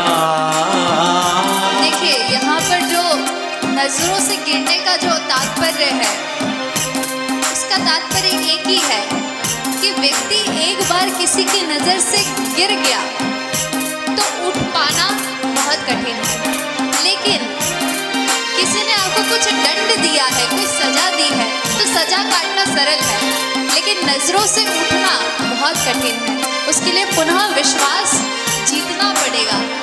और कलयुग के माया से हम इतने ग्रसित हैं कि हम कहीं ना कहीं परमात्मा के नजर में से एक बार उतर गए तो दोबारा उठ नहीं पाएंगे, हमारे पास वो सामर्थ्य नहीं है। तो साधक यही कहते हैं, नजरों से गिराना ना, चाहे जितनी सजा देना। नजरों से गिराना ना, चाहे जितनी सजा देना। नजरों से जो गिर जाए, नजरों से जो गिर जाए, मुश्किल है संभल पाए। नजरों से जो गिर जाए, मुश्किल है संभल जाए। बोले तेरे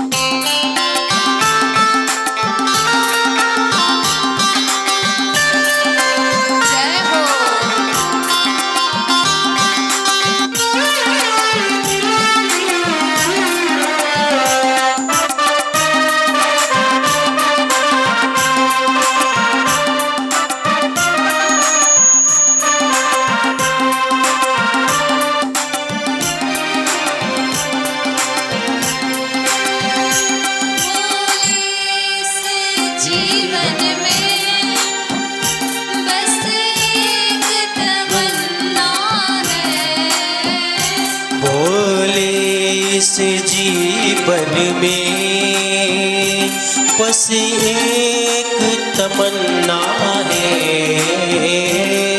बोले इस जीवन में बस एक तमन्ना है। बोले इस जीवन में बस एक तमन्ना है। तुम सामने हो मेरे, तुम सामने हो मेरे, मेरा गम ही निकल जाए।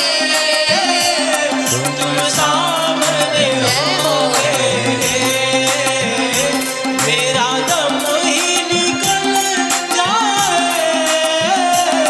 बोले तेरे चरणों की, बाबा तेरे चरणों की। बोले तेरे चरणों की, बाबा तेरे चरणों की। बोले तेरे चरणों के, बाबा तेरे चरणों के। बोले तेरे चरणों के, बाबा तेरे चरणों के। बोले तेरे जय हो।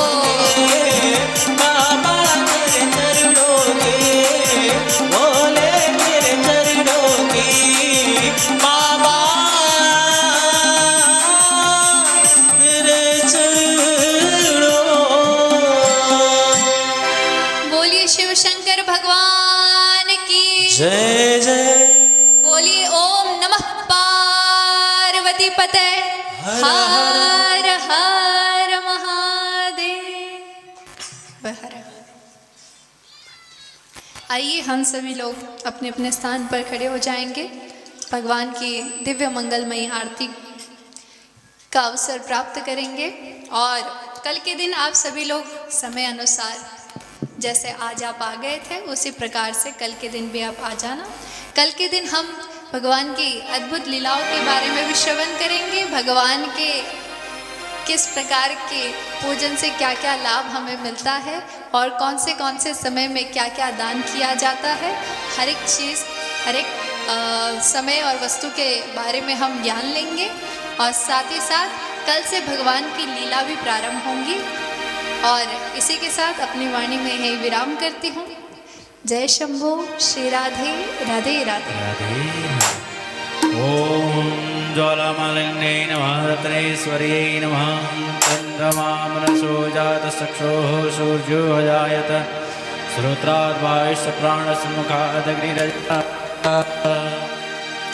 ओम जय शिव शंकर शंभो जय गिरिजाधीश। बोले जय गिरिजाधीश। जय जय करुणा सागर जय जय करुणा सागर पशुपति जगदीश। हर हर हर महादेव। गिरि कैलास निवास गणछन सहचारी। बोले गणछन सहचारी। मुंडमाला छगरामा मुंडमाला छगरामा रूपच भयहारी। ओम हर हर हर महादेव। डमरु त्रिशूल सुशोभित प्रभु का दुई कर्मा। बोले का दुई कर्मा। भूषण नाग विराजित भूषण नाग विराजित बागंबर तन्माओ। हर हर हर महादेव। तीन नयन माथरि थरि ज्योति दीप्य सदा। बोले ज्योति दीप्य सदा। वाहन वृषभ मनोहर वाहन वृषभ मनोहर संगमा छन गिरि जाओ।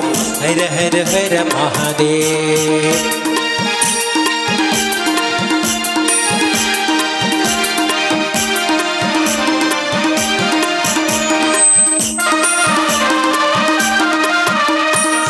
भस्म विलेपन सुंदर सिरमा चंद्र कला। भोले सिरमा चंद्र कला।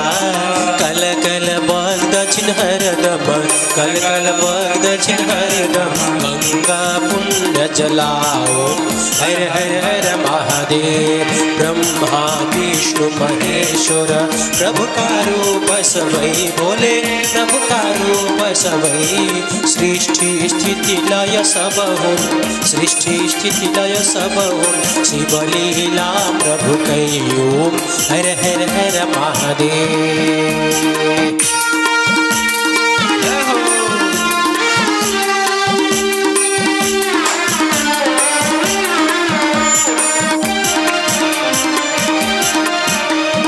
वेद पुराण थकित छन प्रभु कई वर्णन माँ बोले प्रभु कई वर्णन माँ कण कण व्यापक प्रभु को कण कण व्यापक प्रभु को महिमा त्रिभुवन माओ हर हर हर महादेव सुर नर मुनि सब प्रभु कई निश दिन ध्यान गरी बोले निश दिन ध्यान गरी परमानंद मगन भई परमानंद मगन भई जान्छन पारतरे हर हर हर महादेव सच्चिदानंद परात्पर सज्जन हितकारी बोले सज्जन हितकारी जय जय सांब सदा शिव जय जय सांब सदा शिव जय जय त्रिपुरारी ओम हर हर महादेव ओम जय शिव शंकर शंभु जय गिरिजाधीश